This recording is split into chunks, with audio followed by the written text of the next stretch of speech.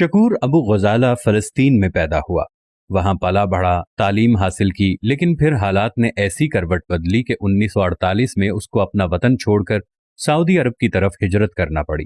اس نے ایک railway company میں ملازمت اختیار کی اور 13 سال تک کام کیا، لیکن زندگی میں کوئی بڑی تبدیلی نہیں آئی۔ اس کی خواہش تھی کہ میں نے جس طرح پرمشقت زندگی جی ہے، میرے بچوں کی زندگی ایسی نہ ہو۔ اس مقصد کے لیے وہ لبنان چلا آیا۔ یہاں اس نے ایک کے بعد ایک کام شروع کیا۔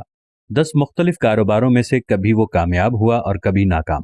البتہ ایک صبح جب وہ اٹھا تو اس کو یہ لرزا دینے والی خبر ملی کہ وہ کنگال ہو چکا ہے۔ اس نے جس بینک میں اپنا سرمایہ رکھا تھا وہ سارے کا سارا ڈوب گیا ہے۔ یہ خبر اس پر قیامت بن کر گزری۔ وہ شدید مایوس ہو گیا، لیکن ابھی زندگی کا کھیل باقی تھا۔ کچھ عرصے بعد اس کو اطلاع ملی کہ تیل کی بدولت ساری دنیا سعودی عرب کا رخ کر رہی ہے۔ کیونکہ اس نے زندگی کے زناٹے دار تھپڑ کھائے تھے، اس لیے وہ جان گیا کہ یہ ایک بہترین موقع ہے۔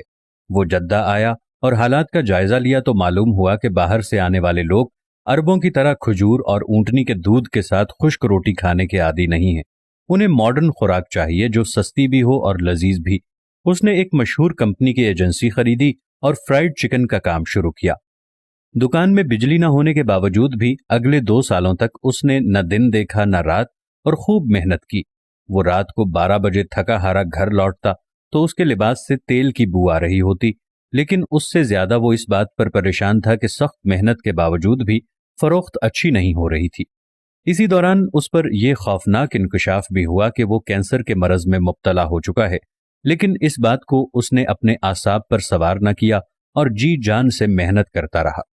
کچھ ہی عرصے میں اس کا کاروبار چل پڑا، لیکن اس میں اب اپنی بیماری سے لڑنے کی ہمت نہیں رہی تھی۔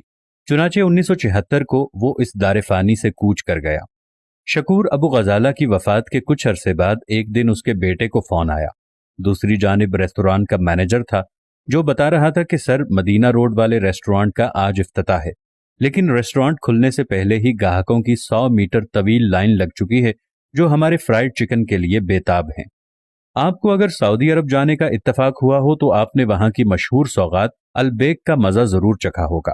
آپ کو جان کر حیرت ہوگی کہ یہ برانڈ اپنی پروڈکٹ کی تیاری میں وہی چیزیں استعمال کرتا ہے جو باقی لوگ کرتے ہیں، لیکن اس کے باوجود بھی اس کا ایک پیکٹ حاصل کرنے کے لیے لوگ لمبی قطار میں کھڑے ہو کر انتظار کرتے ہیں۔ ایک عام سی پروڈکٹ کی اس قدر مقبولیت کے پیچھے آخر راز کیا ہے؟